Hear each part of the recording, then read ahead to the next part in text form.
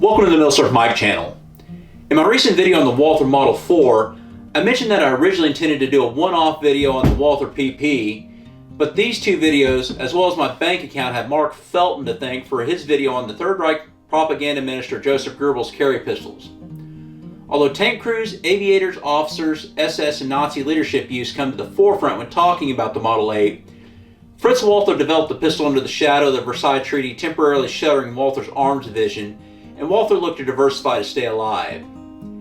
The Allies would allow Walther to spool up pistol production for civilian and police use, as they had a great small caliber pistol in the Model 4 that was not tied to a larger military pistol, and production of new pistols with Fritz's improved designs would begin only 18 months after the end of the war. The Model 4 in the Great War would see Walther become a pistol-producing powerhouse.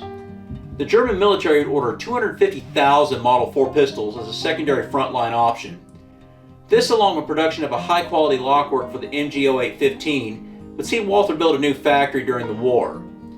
Not everything was a success story for Walther during the war.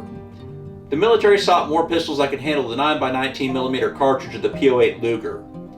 Walther would more or less upscale the Model 4, and this would become the Model 6, with the Model 5 being a 25 ACP pocket pistol that was just a spiffied up Model 2.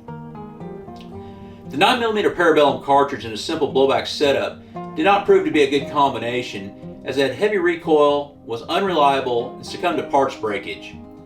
Production would cease after only 1,000 pistols produced, which makes the Model 6 a rare and expensive find today. The last auction I watched for one saw it go for around $4,000. 1917 would see Walther make the Model 7, which was a scaled-down Model 6 to fire 25 ACP. This became a favorite of German staff officers.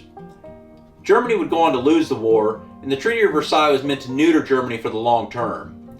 Larger caliber pistols were absolutely verboten, and even Walther was forced to cease production of arms for a few months during 1919 and 1920. The company itself attempted to diversify. While optics production kept them afloat, they'd work on what would later become a calculator, the product where the Walther banner logo would first make an appearance. While Georg guided the company and Erich was head of sales and distribution, Fritz, who ran the firearms business, would work on designing a pistol that would be allowed by the League of Nations. While Walther would be allowed to spool up production of the Models 4, 5, and 7 for police and civilian use, since they weren't tied to a larger military pistol, Fritz's improvements would result in the Models 8 and later 9. Production of the new pistol would begin in 1920. Alright, let's take a look at our Walther Model 8. It is 8 rounds of 25 ACP in a regular magazine. Versailles restrictions meant that no new 9mm could be made, so Walther actually went the other direction from 32 ACP. Now it's 5 inches total in length. It's less than an inch wide with a 2.9-inch barrel, and it weighs only 12.8 ounces empty. It's small enough to fit in the pocket, but the larger size in the vest pocket or mouse guns means that it's much more accurate and much more reliable.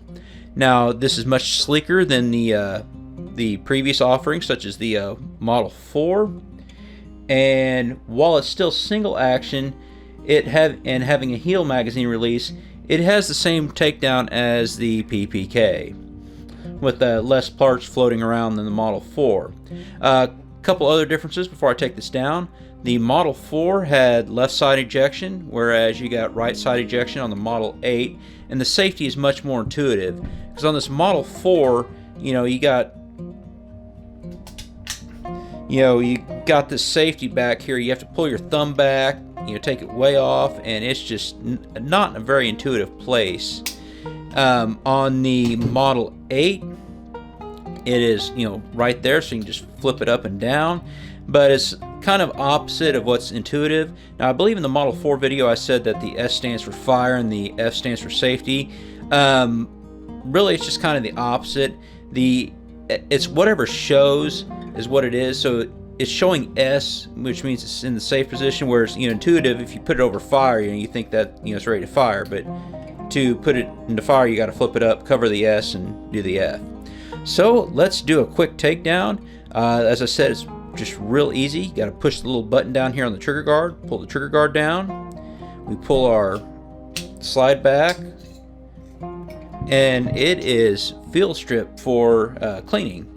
Now, these little medallions on the grips, the 6.35 and the CW Carl Walther, those are actually what hold the grips on. I'm not going to mess with taking these off because I don't know if you need a little tool, but these actually hold the grips on, and my grip here has a little bite in it, but I kept this actually came with another set of grips, black grips, but I kept these brown ones on because, it just looks more original. You can see the hammer inside there. I'm going to go ahead and just so we can actually see our hammer. Oh, I gotta put the trigger guard back to do that. So see how our little hammer fires there. So I'm gonna go ahead and put this thing back together real quick. So all we gotta do is put our spring back on, put our slide, and push our button in, put our trigger guard back together, function check it, and she is back together. Now, if you like what you've seen so far, please drop a like below. Please enjoy the rest of the history and some shooting footage in the rest of this video.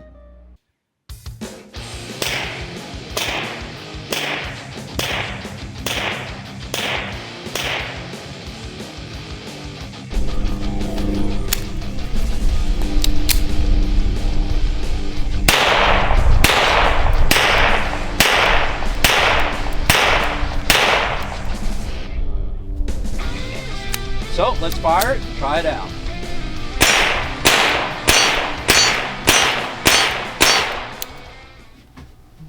Although production started in 1920, it wasn't fully ramped up until 1922 when they replaced all the previous model number pistols with the exception of the Model 4. Since no attempt was made to make the 32 ACP version of the Model 8, the Model 4 would remain in production until the introduction of the PP. The Model 8 would become one of Walther's most successful pistols. While it was small enough to fit in a pocket, being larger framed than the best pocket pistols of the day made it very well handleable and a reliable pistol. Civilians in the chaos of Weimar Germany liked it as a self-defense pistol. The design and accuracy of the pistol would highly rank in international shooting competitions, and Walther would offer competition versions of the longer barrel. The pistol's simplicity and ruggedness would gain it favor of police forces in the military, where tank and vehicle crews, as well as aviators, the size counted for everything and was a huge consideration. This was also a favorite of high-ranking officers and officials, most notably the diminutive propaganda minister Joseph Goebbels, who would carry it for personal protection. This was similar to the use of the Model 7 towards the end of the Great War as a favorite of the staff officers. Walther in Germany, as well as their U.S. importer Stoger, would parlay competition, military, and police use into even more sales. Between 1921 and 1936, the Model 8 would represent a fifth of all Walther's handgun output. As with all of early Walther firearms, much of the information was lost due to the Allied bombing of the Walther factory during the Second World War, so it's unknown how many total were made, or even when production of the Models 8 and 9 ceased.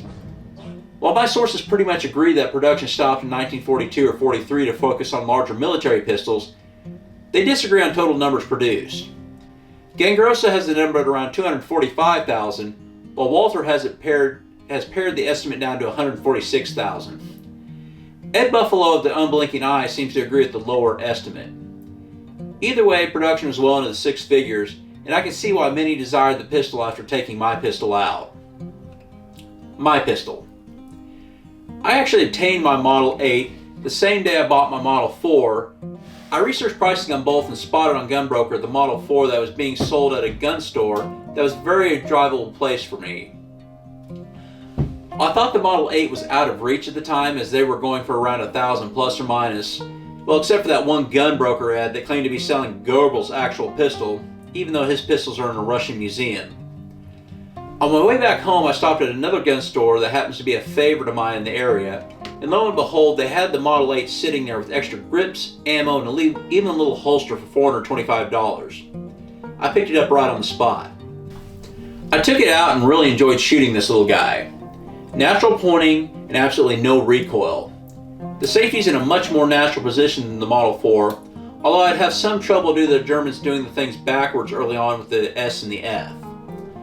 Although I'm a 240-pound fat ass, this did not feel too small to shoot with two hands and was a perfect one-hand shooter. and I can see how it'd be perfect for a person with small hands.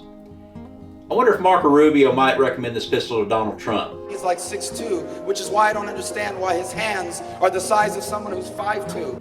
While they're both great pistols, I prefer shooting the Model 8 over the Model 4, which if you want to learn more about, please click over here. Please join the GOA and get $5 off your membership with the link in my description. Thank you for watching, and as always, have a great day.